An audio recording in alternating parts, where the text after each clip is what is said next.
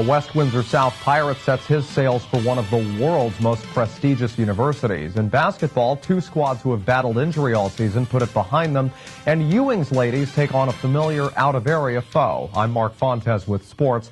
All season long, Chris Evans got the job done on offense and on defense for the Pirates. Well, next fall, he'll only have to worry about one side of the ball. The West Windsor South quarterback signed his letter of intent today to go play at Harvard University.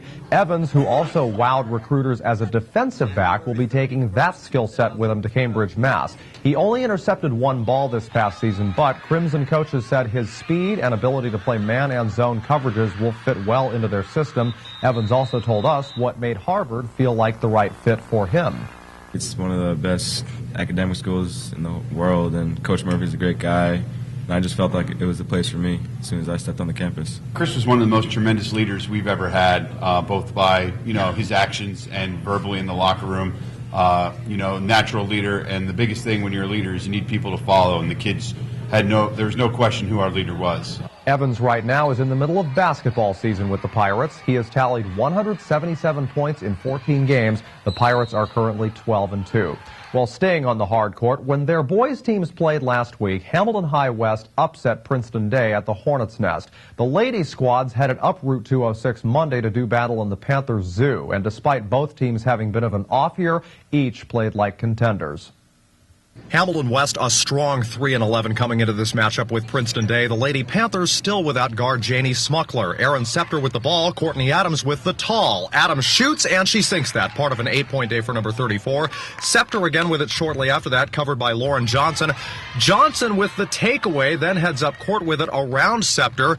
She'll fake a pass, then shoot, and it drops in. Johnson, one of three Lady Panthers in double figures. Alexis Johnson, whose personal game truly belies her team's record. That's 3. Johnson led everyone with 18. This game also featured great defense. Scepter blocked here by Sarah Godwin, who fights to keep it, then dishes it ahead to Kirsten Kuzmits. She loses it to Alexis Johnson, but Johnson can't connect with Adams. Now, the Lady Hornets led by 3 at halftime after a low-scoring second quarter. Molly Rubin of the Panthers finding an open lane all the way to the paint. Nice jump shot for her. Alexis Johnson with it in downtown. She hooks up with Scepter. Scepter connects with White, and White nets a deuce. Neck-and-neck game in the third quarter. PDS's Hannah Levy to Rubin. Rubin again able to shake off defenders nicely, dishes it to Lauren Johnson, and she turns 2 out of it. Late in the third quarter, West back on offense. Scepter to Adams. Courtney with another shot attempt, and that's in there. PDS, though, ahead by 5 at the end of 3. Johnson came out guns blazing to start the fourth. There she scores again, but the Lady Panthers stayed on their A game late in this contest. They would improve to 7-8 with Godwin getting this board and the bucket. A 10-point win for the home team. South of there, some other ladies in blue and white, like Jasmine Murill and her Ewing Lady Blue Devils playing host to Pemberton. Murill with a great basket there. Here she inbounds it. Marissa Santiago heads right into the key with it and closes out the first quarter on a high note for Ewing. They did trail by a point at the end of the opening period, but kicked right into high gear later as the Blue Devil pep squad got everyone's blood pumping during game breaks. Early second quarter, Pemberton getting several opportunities to put more points on the board, but not succeeding. Sydney Griffin, the defensive board, finds Murill, who lofts it way up court to Santiago, and she banks it nicely off the glass. Santiago, Ewing's top scorer on the night, 13. Jasmine Poole of Pemberton looking, finds Kiana Deravan, who barely needs a jump at all to put that one in. Pemberton keeping it a close contest in the early going. Gabby McRae on the attack. McRae's point total 9.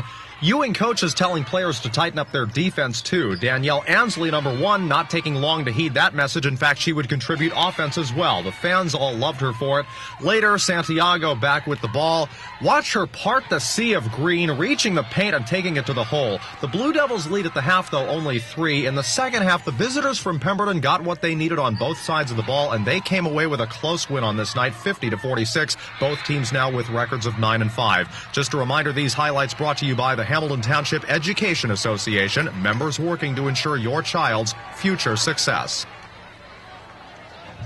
And finally, Team of the Day is brought to you by Prior NAMI Business Systems. With fast, dependable on-site service, we change the way small business does business. The TCA Iron Mikes handed Willingboro High a 73-66 loss in a clash of basketball titans Monday. Charles Cook led all the Mikes with 18 points. TCA led by 17 early, and despite a valiant effort by Willingboro to come back, the Mikes held on for the victory. Their next big challenge comes later this week as TCA takes on Trenton High. That is all for sports. In a moment, a year from now, there will be no more borough nor township, just Princeton. Hear what the township's current mayor says about it, as well as who he hopes becomes the new mayor. Join us for Mercer County Close-Up.